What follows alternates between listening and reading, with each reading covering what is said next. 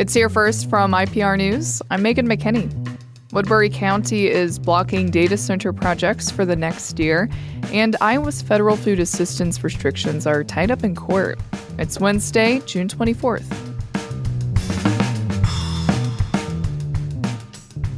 A federal judge has blocked Iowa's restrictions on using SNAP and summer EBT benefits to buy candy, soda, and other taxable foods and drinks.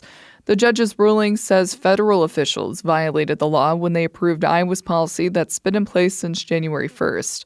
Kathy Underhill is CEO of the Des Moines Area Religious Council, which runs a network of food pantries. She says Iowa's SNAP restrictions have been messy because they rely on the state's tax code. It is very complex and nuanced. And so what we have seen play out is like you can't buy a 3-ingredient granola bar, but you can buy a Twix candy bar.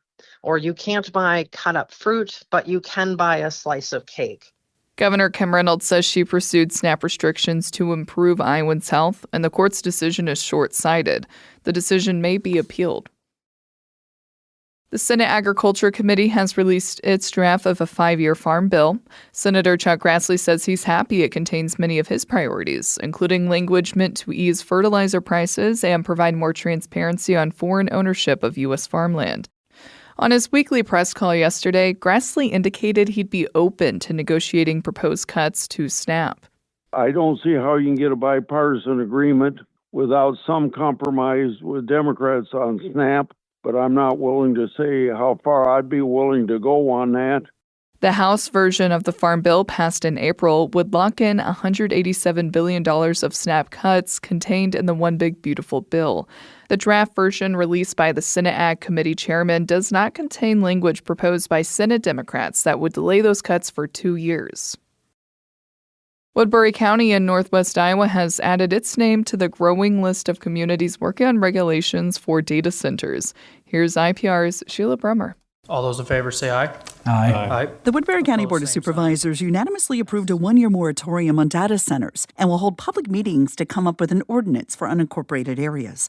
The vote comes after the city of Salix annexed 900 acres of farmland for a potential data center being shopped around by Mid-American Energy. Steve Corey, who lives nearby, says the project should be built in an industrial area instead. But this is agricultural land. This is a small community, and the people that live down there really do live there for that reason. Meanwhile, union member Dean Bradham says the county will miss out on tax money and progress. This is opportunities. This is the future. State Senator Kevin Alons told the supervisors there's been a lack of transparency, and Mid-American Energy hasn't answered questions about the size and scope of the project. I'm Sheila Brummer, IPR News.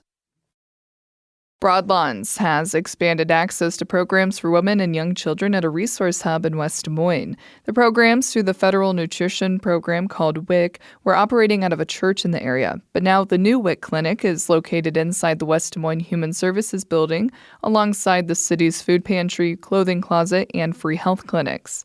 Broadlawn's WIC director, Alex Sharp, says transportation is a barrier she sees impacting people's access to resources. Anything that we can do to help them connect to multiple services without asking them to make several trips, it's going to help the West Des Moines community. Sharp says WIC clinics can use their programs like breastfeeding support and other resources in one visit. Broadlawns will offer its services on the first and third Monday of each month. You're listening to Here First from IPR. I'm Megan McKinney. Thanks for listening today, and I hope you have a fabulous Wednesday.